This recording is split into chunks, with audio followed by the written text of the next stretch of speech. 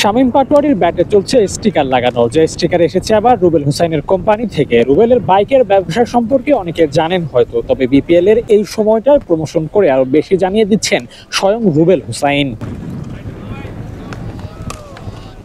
BPL এর সময় ক্রিকেটারদের ব্যাট প্যাডে বেশি নজর থাকে সবার, আর এই সুযোগকে কাজে লাগিয়ে নিজের কোম্পানির ব্র্যান্ডিং করছেন রুবেল, আর সেটিও তার কলিগদের ব্যাটে। বর্তমানে বাংলাদেশের সেরা টি-20 পাওয়ার হিটার বলা হয় শামীম পাটোয়ারিকে। সেই শামীমের ব্যাটে শোভা পেয়েছে রুবেলের কোম্পানির স্টিকার। এই স্টিকার সম্বলিত ব্যাট নিয়েই মাঠে খেলবেন শামীম। ব্যাটে রান আসলে রুবেলের প্রচারণাও আসবে, সেই চিন্তা থেকেই হয়তো রুবেলের বিশেষ এই পন্থা অবলম্বন।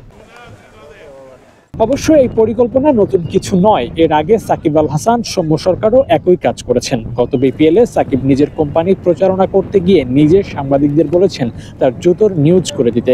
তা শুনে সংবাদ মাধ্যমগুলো নিউজ করেছে। সৌম্য সরকার নিজের ব্যাটে স্টিকার লাগিয়ে নিজের কোম্পানির প্রচার করেছেন। এখনো রুবেল তো ব্যাটার নন, বোলার, তাই সতীর্থদের ব্যাটেই তার আস্থা। আর তাই তো অনুশীলনে এসে সতীর্থদের ব্যাট খুঁজে খুঁজে স্টিকার লাগিয়ে দিচ্ছিলেন, যাতে করে তার কোম্পানি রুবেল এক্সপ্রেসের প্রচারণা চলে পুরো দেশ জুড়ে। সাকিব আল হাসানকে ফলো করেন রুবেল। সাকিব আগাগোড়া একজন ব্যবসায়ী মনা মানুষ, রুবেলও তেমনটাই হতে চান হয়তো। নিজেকে ব্যবসায়ী হিসেবে পরিচয় করে দিয়েছেন আরো আগেই।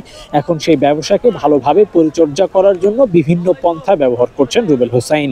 মাঠের ক্রিকেট চালিয়ে যাওয়ার সঙ্গে সঙ্গে ব্যবসায় মনোযোগ রুবেলের। অবশ্য ব্যবসার মতো ভালো সময় পার করছেন না ক্রিকেটে, কেননা বিপিএল এ রুবেল খেললেও নিলামে তিনি দল পাননি। পরে খুলনা টাইগার্স রুবেলকে দলে ফিরিয়েছে, যা রুবেলের জন্য প্রথম দিকে কিছুটা অবাক করা ঘটনা তো হতে পারেই, পাশাপাশি ভক্তরাও অবাক হয়েছিল রুবেল দল না পাওয়ায়। তবে এটা মানতেই হবে, আগের রুবেল আর এখনকার রুবেলের মধ্যে আকাশ পাতাল তফাৎ। যে তফাৎই হয়তো রুবেলকে ফুল টাইম ক্রিকেটার থেকে ফুল টাইম ব্যবসায়ী বানিয়েছে। আর সেই ব্যবসায়ও রুবেল দারুণ করছেন। নিজের নিকনেমের মতো করে এক্সপ্রেস করতে ছুটছে তার ব্যবসা রুবেল এক্সপ্রেস।